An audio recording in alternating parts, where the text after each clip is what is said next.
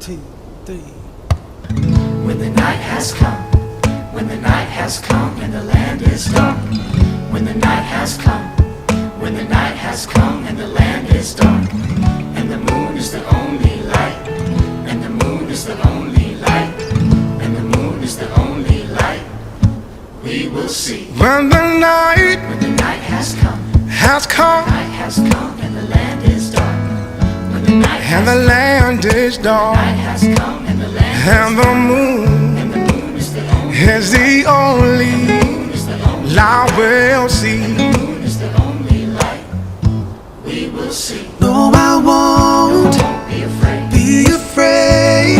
No, No, I won't be I won't be afraid. No, I won't be afraid. Just as long Just as long as you stand, as long stand by me. just as long as you stand. So darling, darling, stand by me. Oh, won't you stay? Stand by me. Just as long Stand by me. as you stand, Stand by me. stand by me. Just as long as you stand by me. If the sky Sky that we look that we look sky upon that we look upon should tumble and fall. should tumble and fall, all the mountains The mountains should crumble to the sea. all the mountains should crumble to the sea. I won't cry. I won't cry. No, I won't No, I won't shed a tear. Just as long just as long as you stand, as long stand by just me. as long as you stand. So darling, darling, stand by me. Oh, stand by me. By me. Oh, Just as long stand by me. as you stay, Stand by me. stand by me. Just as long as you stand by me.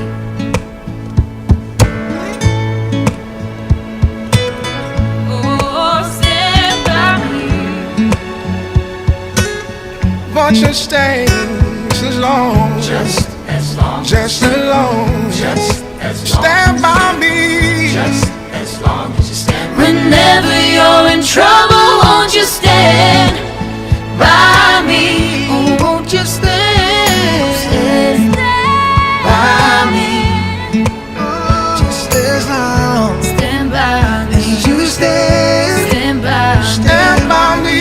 Just as long as you stand by me. Oh, oh, oh, stand by me. Oh, you stay by me. Oh, Just as long stand by me. as you stay, Stand by me. stand by me. Just as long as you stand by me.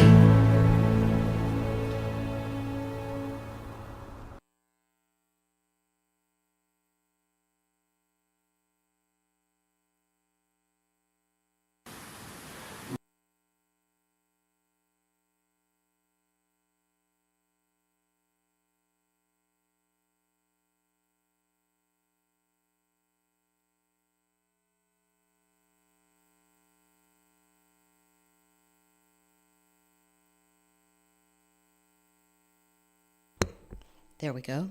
We strike the gong 3 times, once in honor of those who have gone before us, once for all of us who are here today, and once in great hopes of those who will be with us in the future. Good morning this Sunday, November 17th, 2024. My name is Kathy Mitchell, and I am your service leader for today. In this place, you can be yourself, whoever you love, however you describe the holy. You are all very welcome here. We especially welcome those who are here for the first time and invite all of you to stay for coffee and conversation after the service so we can get to know you all better. Special thanks to our greeters, Al Herring and Mary Herring. And Dana and Gemma, I'm sorry. Thank you to everybody for greeting each other in such a fantastic fashion this morning. We also thank our office manager, Genevieve Gonzalez, and our media director, Jake Tranter. And now we're going to stand for our opening song, which is number 108, and is My Life Flows On in Endless Song.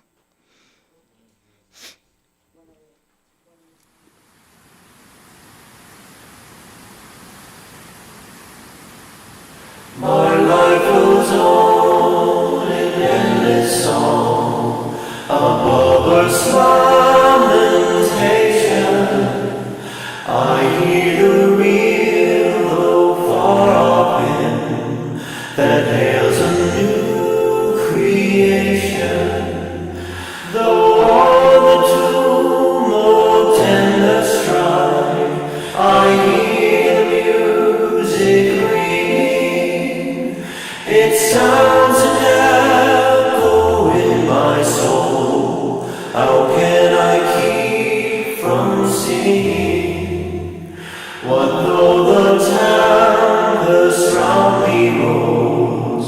I know the truth it liveth.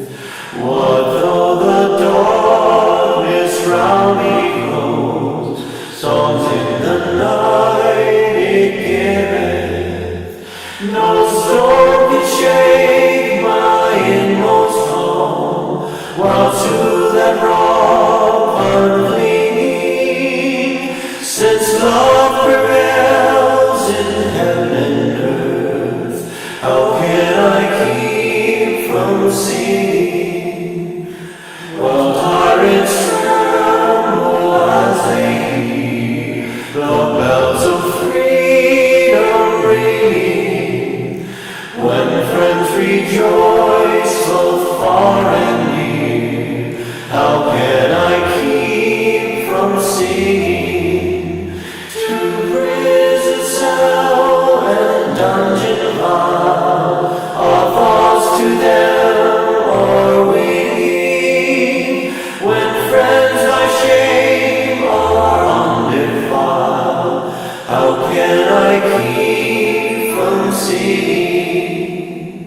How can I keep from singing?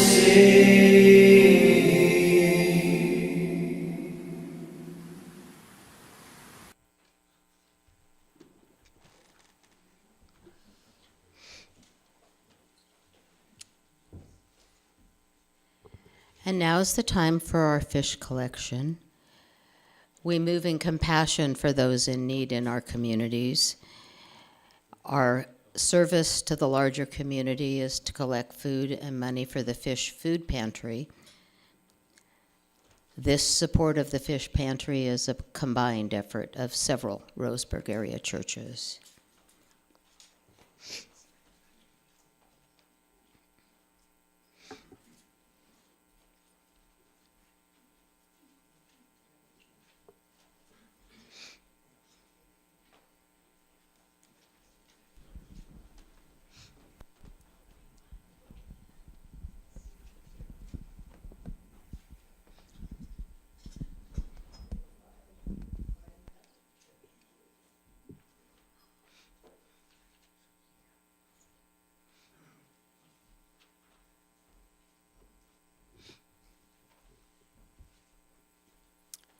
Thank you for your contributions. They will be put to good use.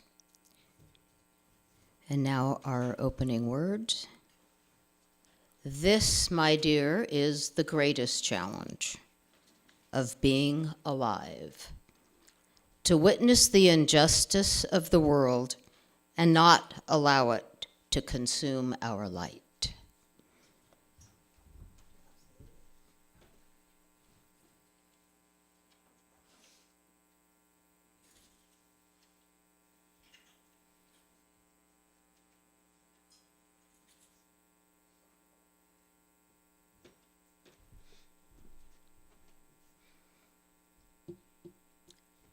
And now we have another hymn. Lots of music this Sunday. This one is When Our Heart is in a Holy Place, and it is number 1008, and that's in your teal hymnal. Please rise in body or spirit.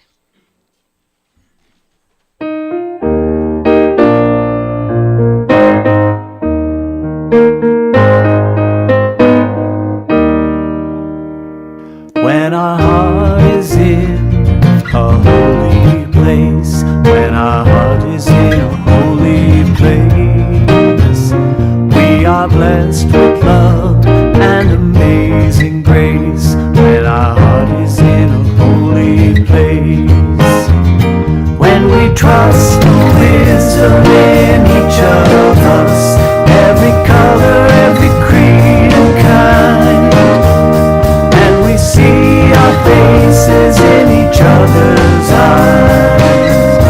When our heart is in a holy place, when our heart is in a holy place, when our heart is in a holy place, we are blessed with love and amazing grace. When our heart is in a holy place, when we tell our story from deep inside, when we listen with a loving mind, and we hear our voices in each other's words, then our heart is in a holy place. When our heart is in a holy place, when our heart is in a holy place, yeah, we are blessed with love and amazing grace. When our heart is in a holy place, when we share the silence of sacred space, and the God of our hearts lives within, and we feel the power of each other's faith, and our heart is in a holy place, then our heart is in a holy place, then our heart is in a holy place.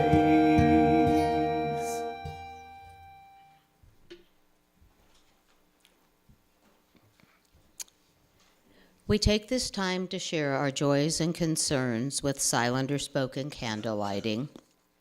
Those of you who have a candle to share, please form a line to my right. And if your candle is spoken, please give your name and please be brief.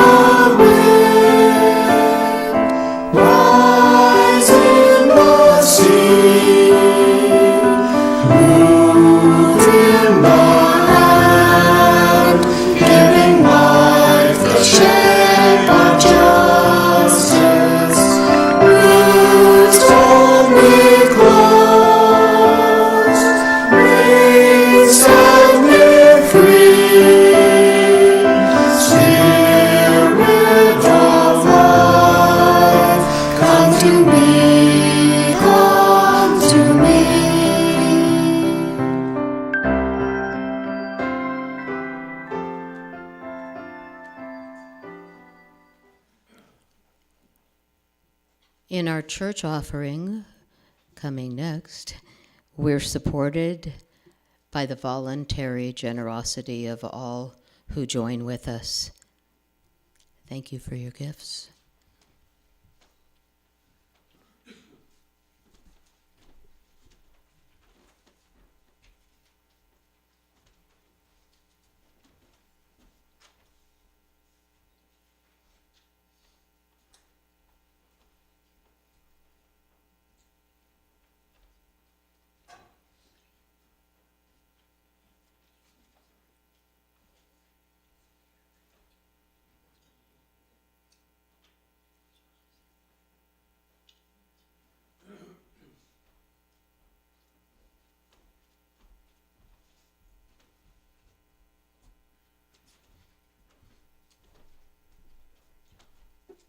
And now rise in body and in spirit, and we'll sing Spirit of Life.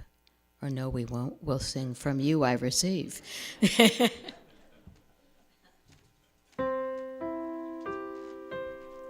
From you I receive, to you I give.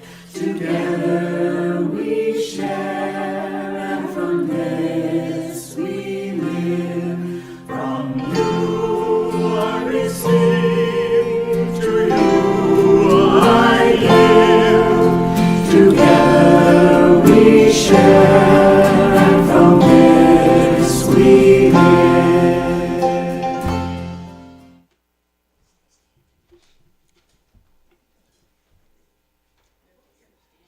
And yes, stay standing because we have another song, Building a New Way, number 1017 in the Teal hymnal.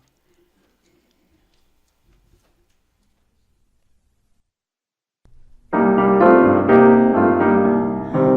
are building a new way.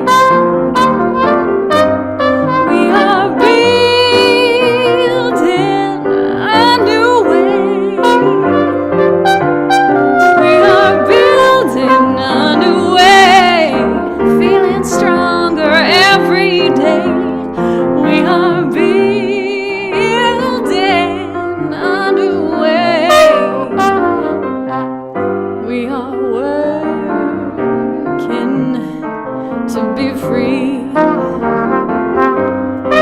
are working to be free. We are working to be free, free of hate, greed, and jealousy. We are working to be free. We can feed our every need. We can feed our every need. We can feed our every need. Start with love, that is the seed. We can feed our every need. Peace and freedom is our cry. Peace and freedom, that is our cry. Peace and freedom is our cry. Without these, this world would die. Peace and freedom is our cry.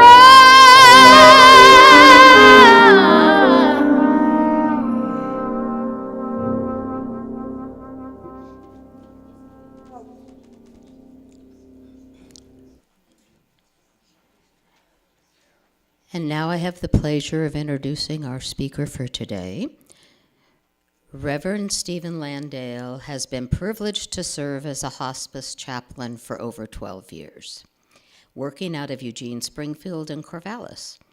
He previously served as a full-time Unitarian Universalist minister in Connecticut, Rhode Island, and in Eugene. He's an active member of First Christian Church in Eugene, currently serving on the Pastoral Relations Committee. Stephen has been joyfully married to the joyful vegan meal service by that name coming soon. I'm looking forward to that. Heather Landale since 2021. They have 4 stepchildren together ranging in age from 13 to 34. 2 cats who get along with each other some of the time, and a betta fish named Dumbo.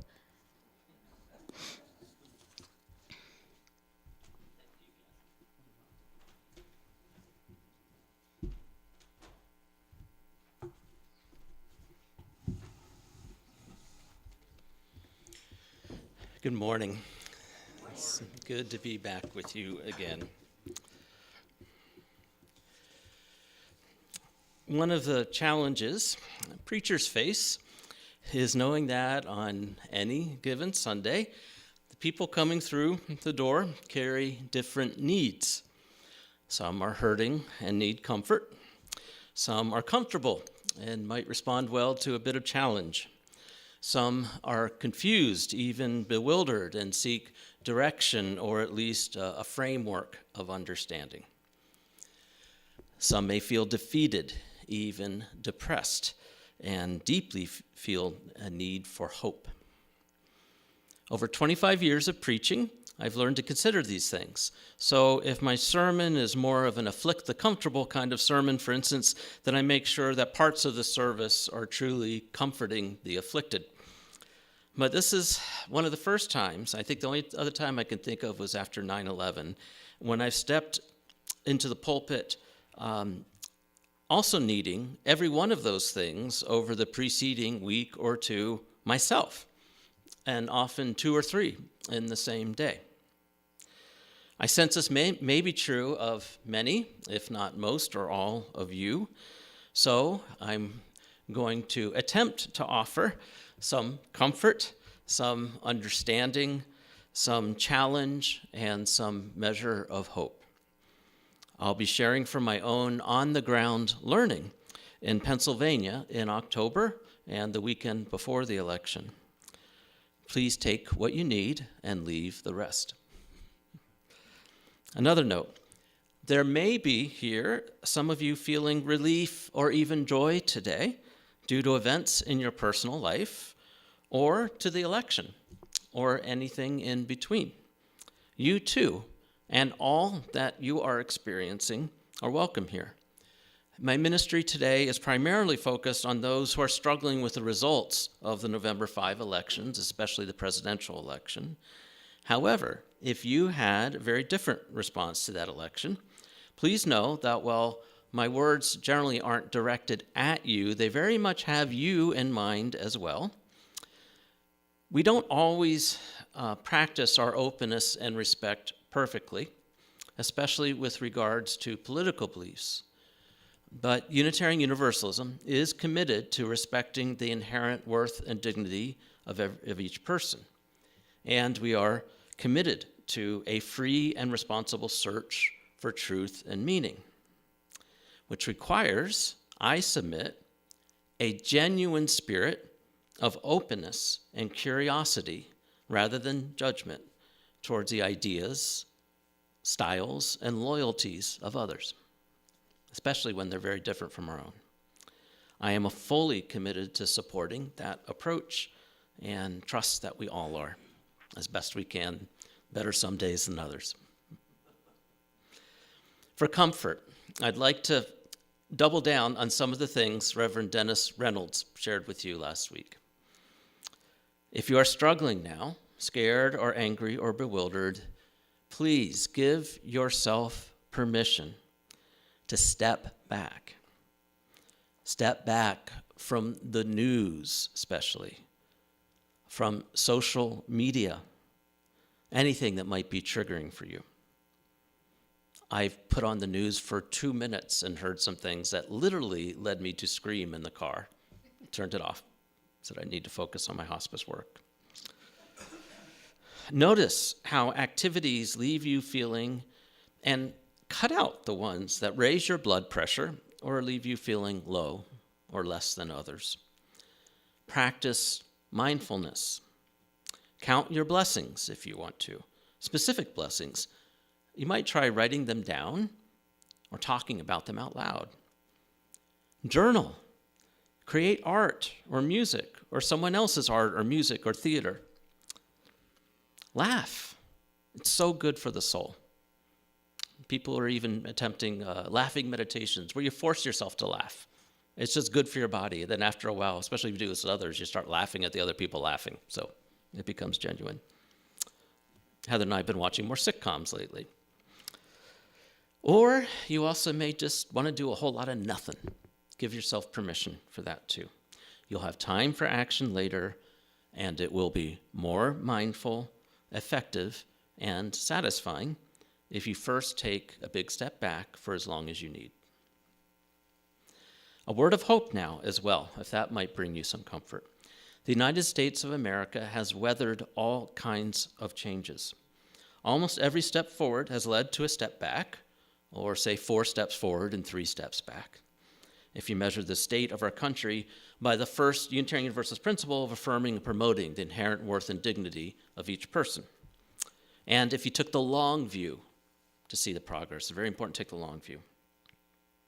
For instance, there's been a lot of talk about women's rights going back 50 years due to the reversal of Roe versus Wade. However, also keep in mind, women were permitted to own their own bank accounts only in my lifetime in 1974. And that was about 3 years before the first court case sided on someone for sexual harassment in the workplace. 1977, I believe it was. And in many states, it was only in about 1991, I forget if it was across the country or in many states, when women had the legal right, could be protected legally, to say no to sex in their marriages. In other words, rape could not have taken place in a marriage legally prior to that time. These are stunning things. I don't mean to disturb you, and I apologize if any of you have been triggered by this. But my point is, even if you feel like there's been a big setback, please remember how many things have gone forward, even from a pretty awful place. And those things we're not going back on. Really not. So I'd like to share now some of my own recent experiences that have brought me a deeper sense of comfort and hope, as well as understanding. Late this summer, I realized for the 1,000th time that I was stressed about the news.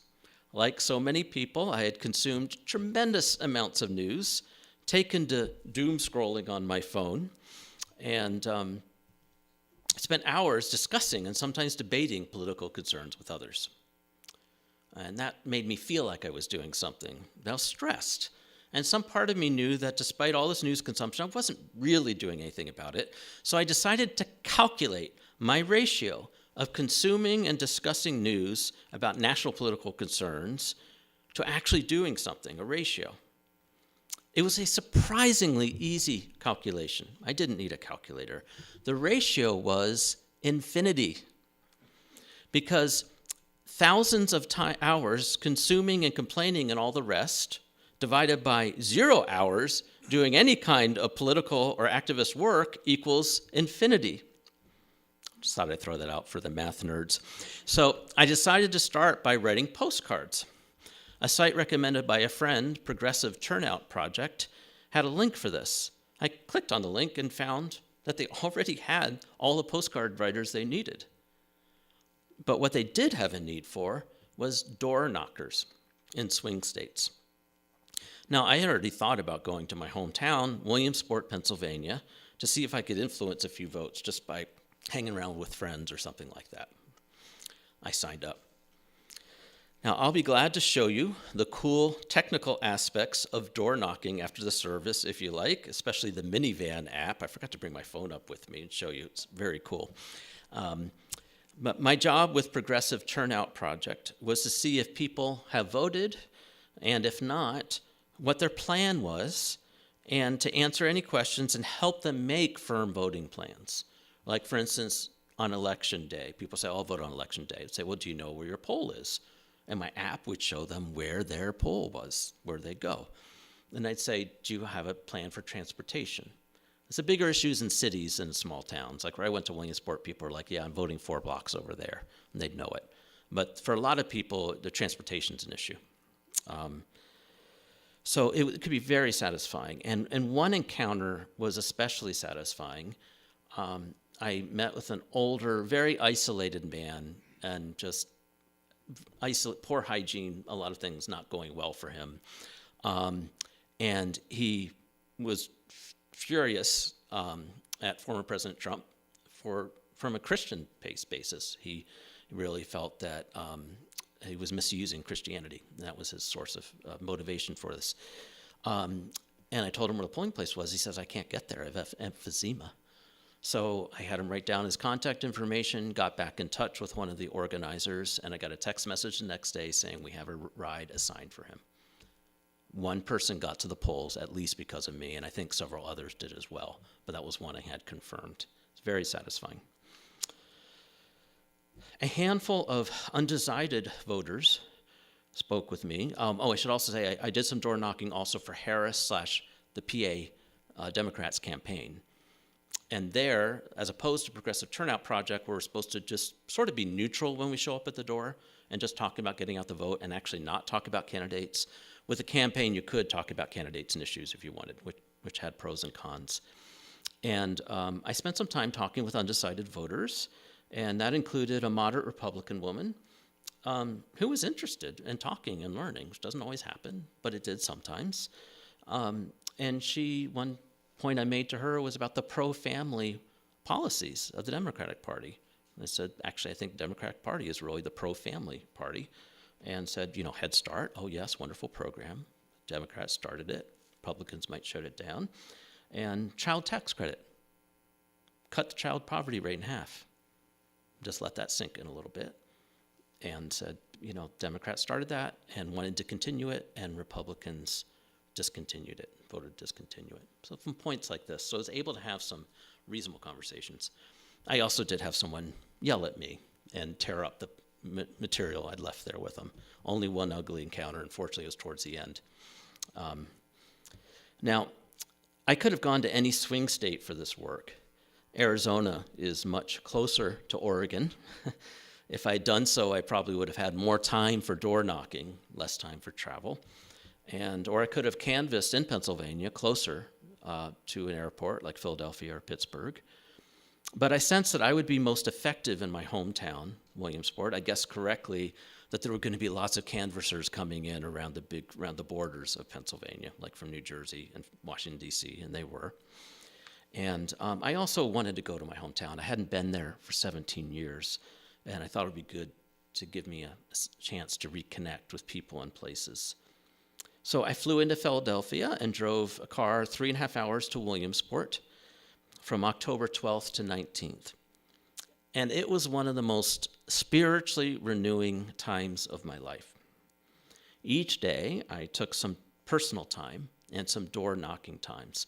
And what surprised me was how well these two things fed each other. I reconnected with 4 friends, 3 going back to elementary school. I had lunch with 2 of them. It was particularly remarkable. We recalled 2 afternoons playing capture the flag, armed with squirt guns, over close to a square mile of woods near where I grew up, of reading The Lord of the Rings during indoor recess in 5th grade, Fellowship of the Ring. We each had our own copy of it in 5th grade. And a teacher came by when the bell rang to go to classes, looked at us, smiled, and said, "You guys stay there." So we got to stay in the hallway when others were going to their class. It was just such a wonderful moment about teaching. Teacher said they are learning and loving something together. I'm going to let them continue. And we laughed about doing some things that, frankly, I would flip out over if my own children did it. Throwing snowballs at cars. And we did this by sound, not by sight. There were some places we could hear a car coming and lob the snowball up. And once, to my shock, I saw the car that I'd hit was a police car. And my friend Mark Casson was much closer to it. I took off and laughed. And he told me then that the window was down and that I'd hit the driver in the chest. And so all these years later, I thought, all these years I thought, did he make that up? I mean, we were in 4th grade or something. So here we were, now 56 years old. And I said, Mark, tell me what happened that day. And he said, the driver's window was down, and you hit him on the chest, and he laughed and kept driving. Thank God. So, and one of those men that I got together with became a federal corrections officer for 30 years, just retired, throwing snowballs with us many years earlier. I visited my middle school. I stepped into the gym and finally had the experience I've often heard about from others, a distinct smell taking you back in time. It wasn't the visuals, it was the smell. If I had that smell isolated, I would know it came from the Curtin Middle School. It was amazing how distinct it was. Not just, it didn't smell like adolescence. It smelled like my middle school. And I realized the school had huge ceilings with 30-foot wooden kind of slider doors that were almost removed. And I really think the wood over all those years kind of captured the smell. I visited my favorite place in the world, probably, Grampian Hill, where I grew up and spent so much of my childhood for Capture the Flag with friends, but also walking alone with my dog, my sister, or just a friend or two, by day or night, watching stars.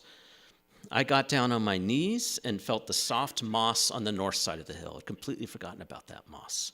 It's just so soft and wonderful. My sense of spirituality developed most on that wooden hill. And I think I shared about this on a sermon with you long ago. And at my family's Catholic church, St. Boniface, where I gave myself a self-guided tour. The noontime bell concert, I'd completely forgotten about that. It's heard all over town. It surprised me and brought me to tears. I just happened to be walking a couple blocks away from the church when all of a sudden a 10-minute bell concert went on. And I just brought back all the memories. All of my senses were taking me back. Smell, sight, sound, all of it, touch. The alternating rhythm of personal visiting and political canvassing was such a beautiful thing. I came back to the door knocking fresh, and it could be tiring after a while. I introduced myself to people with my full name, saying, hi, I'm Stephen Landale. I grew up in Williamsport, and I came back from Oregon to help get out the vote. It was much better. The script said to say something like this: hi, how are you today? It's like, if a stranger shows up at your door, they don't start off by saying, how are you? You got to say who the heck you are. And at first I just gave my first name, but then I thought, my app is showing me their first and last name, their age, and obviously their address, and the fact that they voted Democrat at some point, or registered Democrat, or were a likely Democrat voter. So it helped build trust quickly. I had to say who I was. And people took much more time to talk when they heard how far I'd come. I could tell there were some people who were just like, yeah, not again. And they're like, okay, I'll give them a minute, And one woman said twice, you came all the way from Oregon for this? And she readily then took down information to volunteer herself. And I thought, if I did nothing else to get one person involved in volunteering, I think she was 48 years old. She could be involved more. Well worth it. She was an African-American woman, and one of the unexpected comforts I experienced during that week was talking with so many African-American people, including one of the childhood friends I told you about. Something I found much less in Eugene. It was a feeling of coming home. That surprised me. When I experienced that week was something that can bless all of us: integration, reconnection with who we are. I reconnected with most of the places and many of the people outside of my family who shaped my first 18 years, and also say the architecture too. Just seeing these kind of ordinary houses with porches out front, it just moved me. I sent lots of pictures to Heather and posted some. This left me with a sense of wholeness that I took to strangers, knocking on their doors, something I'd never done. And the door knocking itself was integrating. Thinking about political issues and concerns and talking about them, even preaching about them, is very different than hitting the pavement, committing a full week to the hope of getting out perhaps one vote a day, more if I'm lucky, perhaps flipping one vote over the whole week. It's humbling. It's empowering. It's a great learning experience, and it's a great way to get in 10 to 20,000 steps a day. And I think there's something about the rhythm of walking and the space between the conversations that integrates it more. I found I get some of my best ideas walking, running, or in the shower during rhythmic activities, so it was integrating that way too. The experience was so positive that Heather read my mind a few days after my return, saying, "You want to go back, don't you?" So I booked another flight, using up all these frequent flyer mileages we've accumulated over 8 years, and to Philadelphia, and a car rental to Canvas in Pennsylvania on the weekend before Election Day. Arrived on a red-eye Saturday morning, left on Election Day. This time I didn't notify my friends. I just wanted to get out the vote and had been filled up enough previously. I spent one afternoon in Hazleton, which, by the way, if you Google Hazleton or go to the New York Times, read about Hazleton in Lucerne County. It's very interesting. 2 full days in Williamsport, an afternoon in Bloomsburg, and Election Day morning in Westchester, a suburb of Philadelphia. All told, I knocked on about 500 doors over the entire time. This time was almost all business, aside from one walk in the woods. The difficult encounter I had, which was a little intimidating for me, a former police officer yelled at me and things. And after that, I felt a little shooken up. And I went back for my walk in the woods, the most healing place in the world for me. I said, okay, I'm taking a little personal time. Now, I'm sharing this for you for several reasons. Well, first, Election Day was deeply troubling for me, as it was for many of you, but perhaps not all. It was lonely as I flew back home through Los Angeles, seeing the results coming in, normally something I would do with others. Fortunately, I connected well with a man on the plane from Los Angeles to Eugene. But never on those flights or since, not for one moment, have I regretted my participation, regardless of the results. If I'd convinced everybody I talked with, it wouldn't have made a difference. But I'm still glad I did it, because it made a difference with me. And it made a difference with others, even if it didn't yield in that result. So I want to thank those of you who have been actively participating in ways like this for much longer than me. Well, I have led a congregation in same-sex marriage advocacy and opposing the Iraq War a little over 20 years ago, and I've been privileged to be the pastor for those who have been working directly on elections. I've never done it directly myself. Now I know what that means, and I appreciate much more deeply what that means, and so thank you. I've come to realize that this kind of integration and soulful renewal I've experienced through active participation is what some of my most cherished teachers have taught. One of those being Frances Moore Lappé. You might know her from Diet for a Small Planet. She also wrote a book that I interviewed her about, Rediscovering America's Values. This book moved me greatly as it laid out competing philosophies in America. She became, after the book about our diets and so forth, she realized she needed to study how the ideas that drive us, and that's so important. She laid it out really beautifully. But particularly interesting was this personal foreword she has. She describes her childhood with activist parents from the First Unitarian Church of Fort Worth. Lappé described how her family's church activities and values shaped her as a child, as well as her cherished memories of falling asleep to the smell of coffee and the sound of her parents and their friends, quote, talking about the big important things, and sometimes laughing together. Just love that. Another realization relates to something that's been haunting me. You may have heard of Hannah Arendt or her masterpiece, The Origins of Totalitarianism. To be upfront, I've not read this pretty substantial book all the way through, but as I understand from what I have read of it and of commentaries about it, is that Arendt puts a surprising focus on one precondition for totalitarianism: loneliness. Loneliness. Now, I can't speak to how this played out in Germany to give rise to Hitler and Nazism, but I have been deeply worried about the growing epidemic, and it's been labeled that, an epidemic of loneliness in our society, and our increasing reliance on social media and tailored news and opinions that amplify our feelings rather than challenge our assumptions or broaden our perspectives. So much has been written about this. Going back decades, books like Bowling Alone from the 90s, which tells the story of an adult culture centered around bowling leagues, dance lessons, civic organizations, small houses of worship, and more, and how those have gone. So we've gone from bowling leagues to bowling alone as just one example. And the book also points out that we're losing our language to talk about being part of community. When people are disconnected from extended family, neighbors, and other communities, and losing the ability to even articulate the value of that, they are ripe to ascribe power. They are ripe to ascribe power to a strong man leader and find meaning in supporting him. And I believe we are at such a deadly juncture in our society. The pillars of democracy are under threat. And there is so much we can do.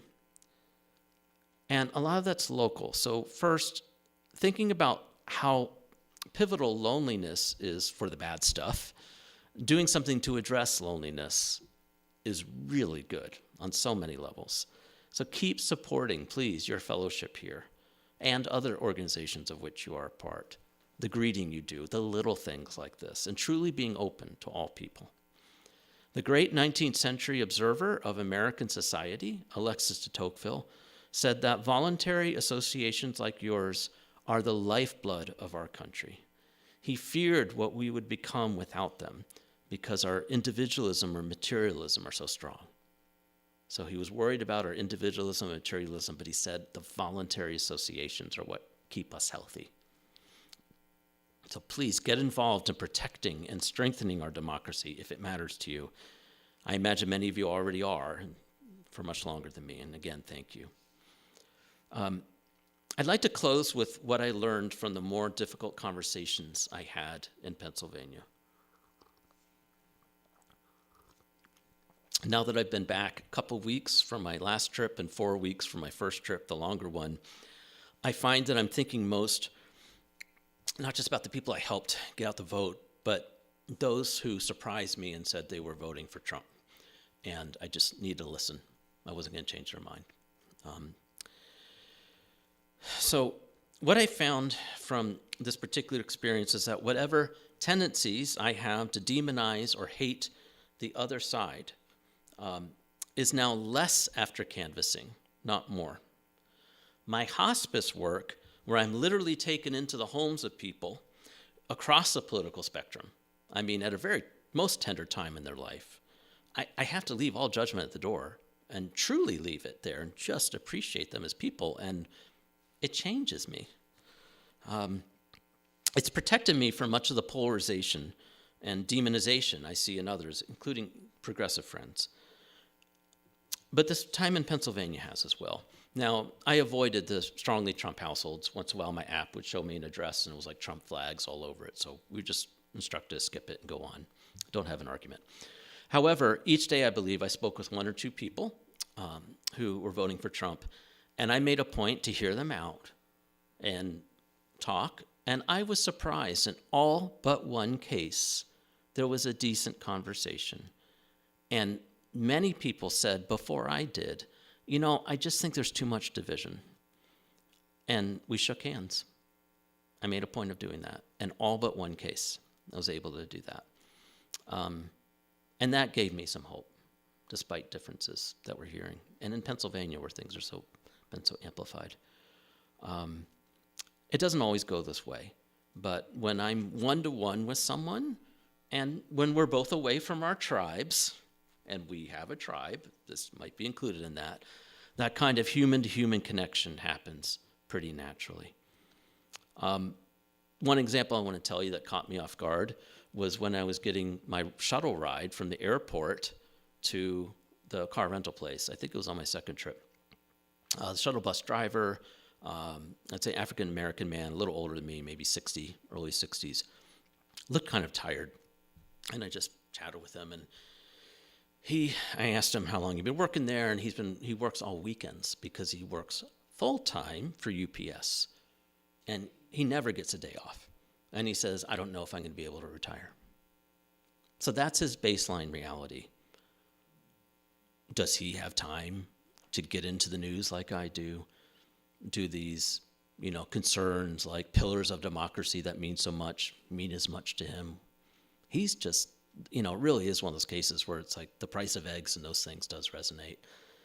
And in his recollection, things were better economically 48 years ago. So he's planning to vote for Trump. And I just need to sit there and take that in. I did talk with him a little bit about how I felt Trump's policies were going to make things worse economically. I mean, tariffs, but the most important thing is I need to take that in. And you just hear that. I just can't demonize people like that. This is where they're living, and that's where they are.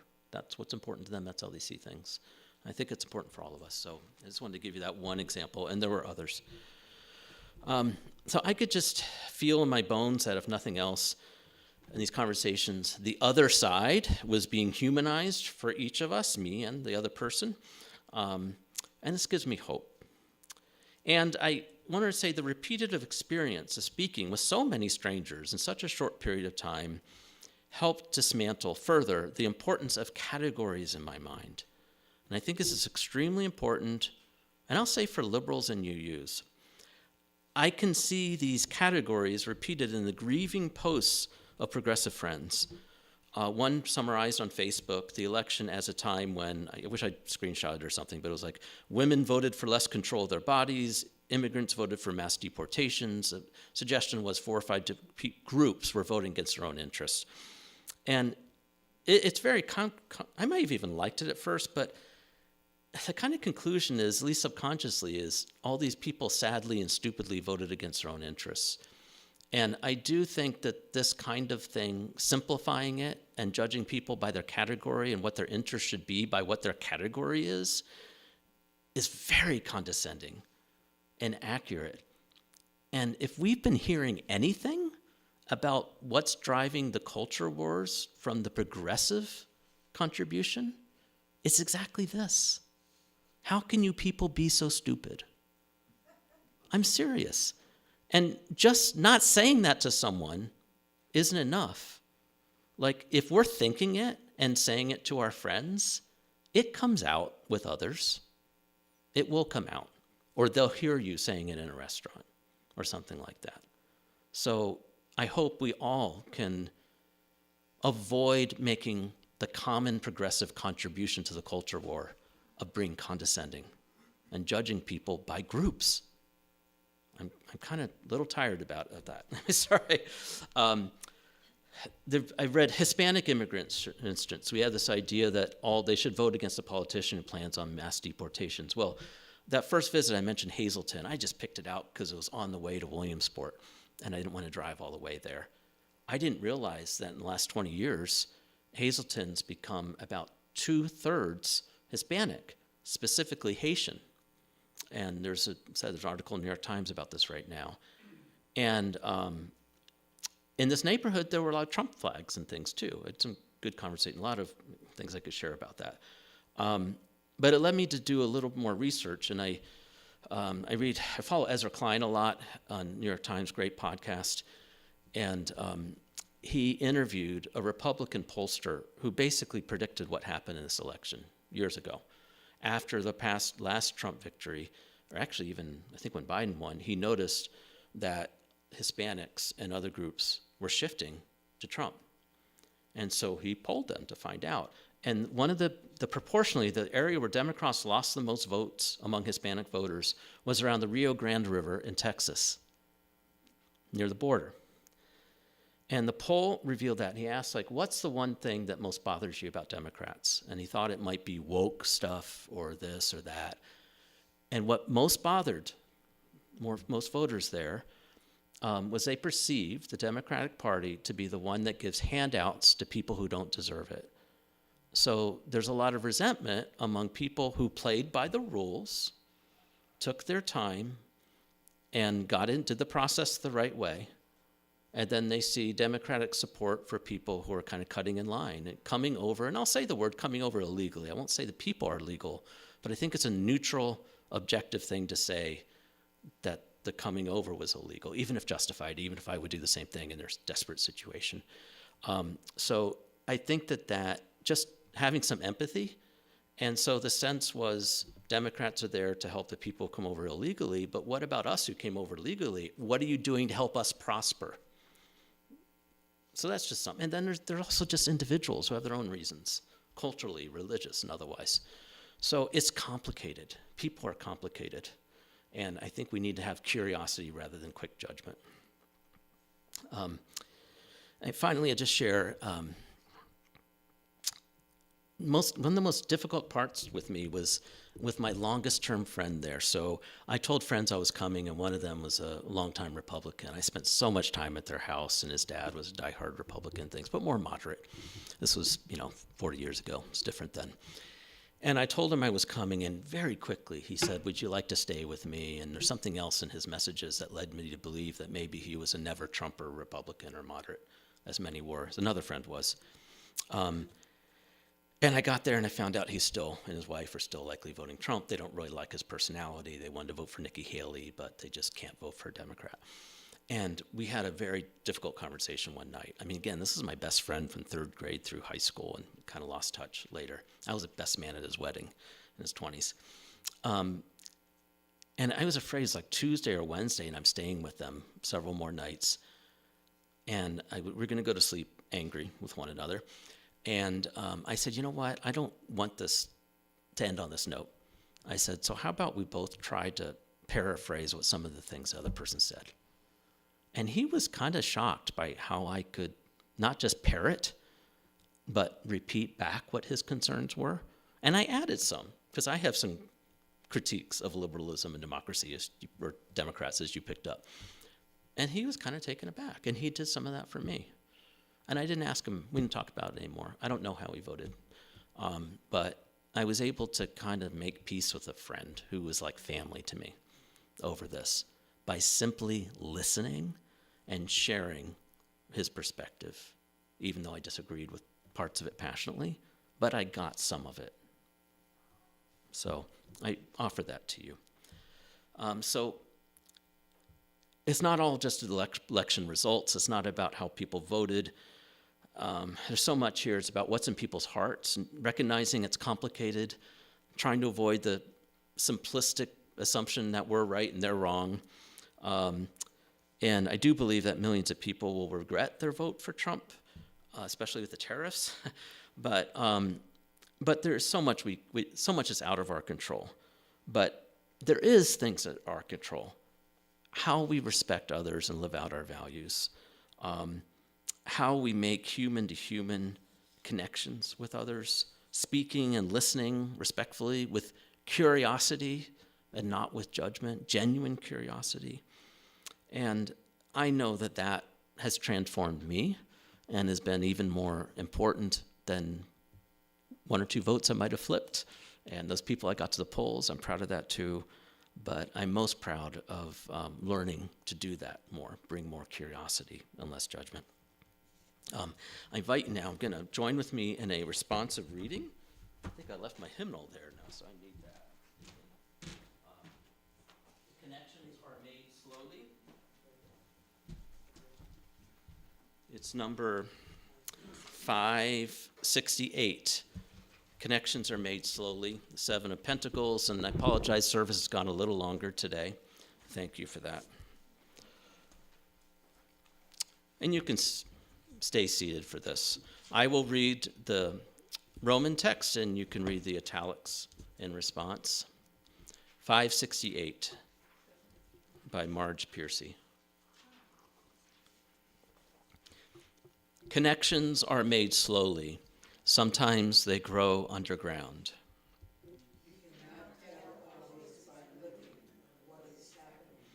More than half a tree is spread out in the soil under your feet.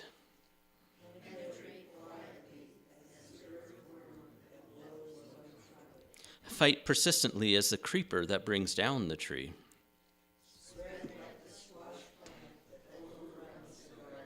Gnaw in the dark and use the sun to make sugar.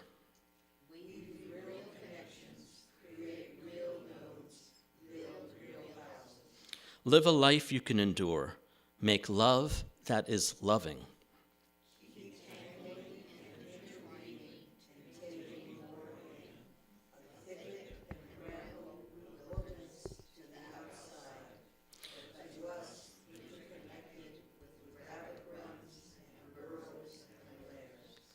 Live as if you like yourself, and it may happen.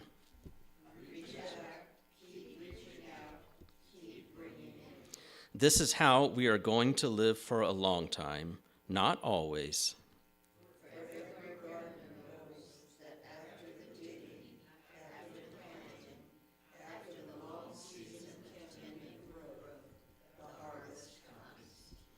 Thank you. Shall we go right to the hymn, or do people want to take a couple minutes for any responses or anything? What do you feel, Kathy, for the time would be best? I don't Sorry know to put you on what the spot by time. that. I'm sorry, it's like 11:35. People want to converse? Sure. That people do. Yeah, and if we, yeah. And even though I Try to keep spoke too things long, if we brief. keep the, Not you. yeah. Well, to me, the most interesting question of the election, which was really never asked publicly nor discussed that I was aware of, is Trump a Christian? Hard to be elected to anything in this country if you're not a Christian, as Muslims and Jews and others know. So, and strongly supported by the evangelicals. I read one report that said he had, in the prior election, about 90% of the votes of evangelicals. So as a person of faith and much more studied than I am, how do you view the question of, is Trump a Christian? It's a good question. I think I've struggled with the Christian support too, and I'm trying to stay from a place of curiosity rather than judgment, and that one's a harder for me, frankly. But I think for a lot of Christians, abortion is a litmus test. I think he's had very effective public relations on this. But I also think, and it might apply to progressives in different areas, it's kind of like the emperor has no clothes. When people want to support somebody, they will see what we want to see and not see what we don't want to see. But, we'll see what we want to believe. And so I think a lot of people are overlooking some flaws and not asking many questions about, church involvement or any other those kinds of things, actual knowledge of the Bible or any of the standard tests of what would make a Christian. So yeah, I've struggled with that. I don't have an easy answer. But I think he has spoken to grievances. Actually, I'll say this. I think this is part of it. A lot of Christians have felt scorn from liberals. And I will say that I have experienced in majority of UU congregations I've been with at some point, and the seminary went to, kind of mocking of Christianity. Pretty surprising given the principles here and the sources and such. So I would say the thing that's in our control, rather than judging some aspects that do seem kind of foolish to me, but there is an element that's in our control, and let's knock it off with the Christian bashing, because it leaves Christians feeling cornered, and then they're more apt to support a protector, even if he's a bully. That would be the best I can say. Yeah. You said something about people being lonely, and I flashed on a friend of mine who was raised in Germany. She felt comfortable with the Hitler Youth because she wasn't lonely. No. It was companionship and a sense of being somebody. And I think that's giving people a space to be somebody is so important. Well, and I'm glad you raised that, and I want to study that more, but I'm sensing that after World War I, prior to that, there was a lot of loneliness. And then that created a vacuum for people to find meaning, and meaning with groups that took them out of their morals. You found meaning in something that just seemed neat and, cool, and then it was so much meaning that it took so many individuals, not just Nazis, a lot of more ordinary Germans, out of their morals. And that can happen in groups. Right. Yes. And I thank you for humanizing that. Because it's so easy to say, oh, they were Nazis, they were monsters. Well, no, there's human beings here, and it can happen anywhere. Yeah. I can probably do 20 comments on your talk. And I won't. I promise you I won't. But the one thing I want to say is the statistic about women not being able to have their own bank account until 1974. I've seen that other places, and I know for myself that isn't true. Oh, okay. When I was 18, I worked for the telephone company right here in Roseburg, and I had my own bank account. Okay. So Yeah. I think when those kind of, I've seen it on Facebook too, when those kind of statements are made that I perceive as, that's not true, people question everything else that is said right behind it. Yes, Oh, it it was was married married women. women who needed their Oh, husband's if you're married, permission. you have to have an account with your husband. Ah. to get $10,000 out because of something my father and she had decided to do. He was at work. They made her call him Yeah, to get permission to take it out. I see. Okay, thank you for that clarification. Yeah. No, I think of someone else who said, I have to get to Texas before my brother dies, or I'll never be able to get my money. Yeah, And, my brother right, was the male in the family. right. So we can get depressed by how hard it was, but also I think take some hope from how far we've come from that. And I appreciate the nuance in that correction, and I'll look into it more and say it more accurately in the future. But we've come a long way in so many ways. I think it's good to focus on that. And if something went back in one area, that's a concern, but looking at the long view can be very helpful. I mean, yeah, thank you. I have struggled with my family. I have children and grandchildren who voted for Trump, and it's gotten to the point where I have a rule, we don't talk about it. We cannot talk. It gets into shouting matches. Yeah. And I'm a little worried about Thanksgiving with everyone being there. But I had a very pleasant experience, as you did as well. I have a neighbor, a very Christian person, and he came and he talked to me. I put the Harris Walls sign out front so everybody could see it coming both ways, the street. And I went and, I've never in my life had a flag. I went out and I bought the biggest flag I could find. And I was trying to put the flag up, and he came and he talked to me. And it was very civil. And I said to him, I also bought a big flag, but there was the house that I live in used to be a rental house, and there was a thing for the flag, but the flag I had bought didn't fit. It was too big. And he said, you know what? Tomorrow afternoon, are you home? If you're home, I said, yes, I'll be home. He said, I'm going to come over and I'm going to fix and hang that flag for you. And it was a very, very uplifting experience to be able to, and we talked very calmly about the situation. That's wonderful.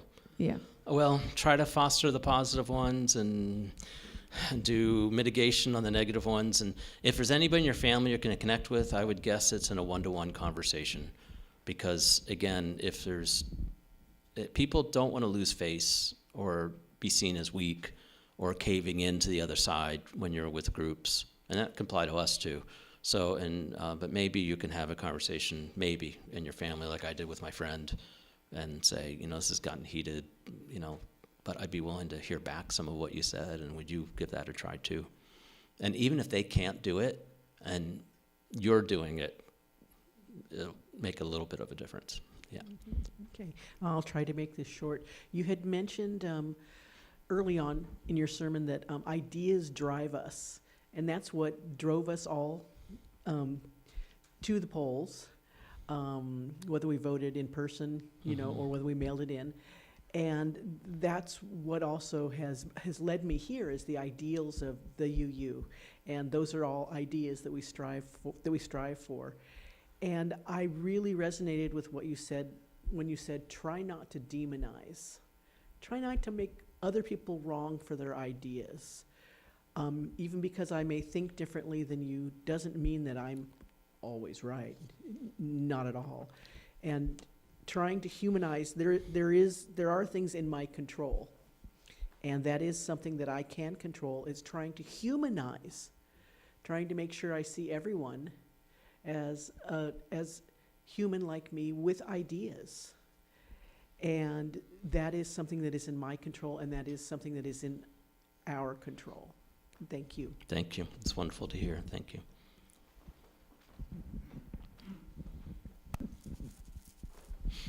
Thank you so much.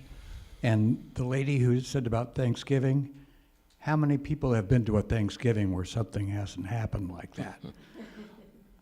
But my mother was just talking to me, and she said, remember, Robert, it's a mighty thin pancake that doesn't have two sides. Yeah, Mom, I remembered. So here's my suggestion to you, what I did. And I worked in mental health, so I know a little bit about this.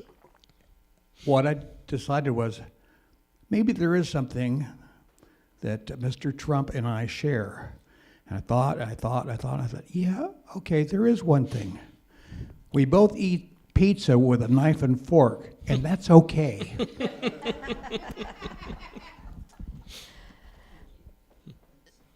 So I don't want to give up our closing song, Yeah. because I think it's important. Yeah. If people will rise as they're able in body and spirit, and remain rising for the chalice extinguishing, the closing song, and our final song.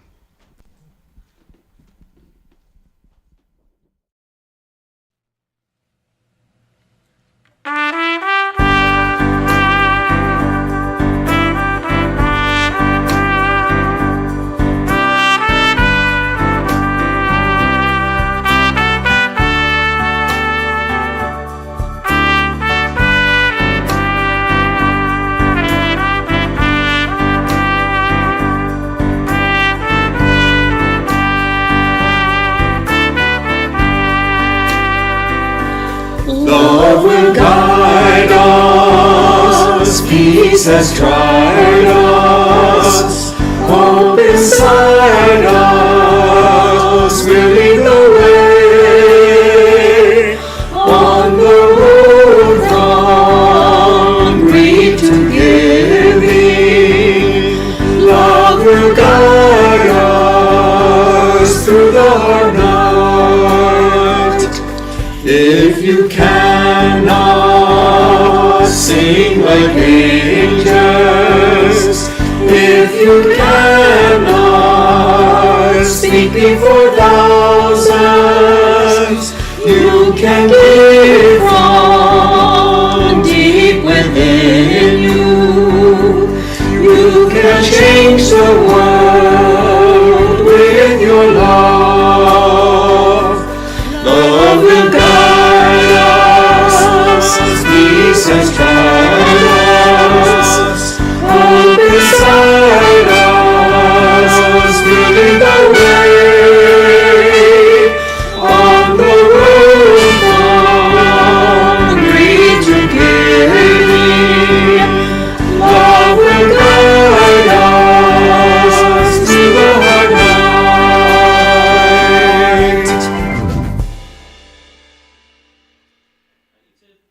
Join in a circle, and then do this for your closing song, and I'll offer some closing words. Now?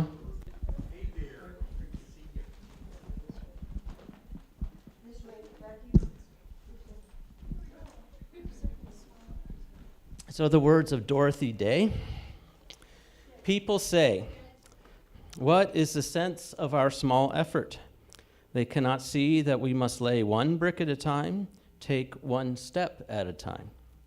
A pebble cast into a pond causes ripples that spread in all directions. Each one of our thoughts, words, and deeds is like that. No one has a right to sit down and feel hopeless after you take your long break. There's too much work to do. May it be so.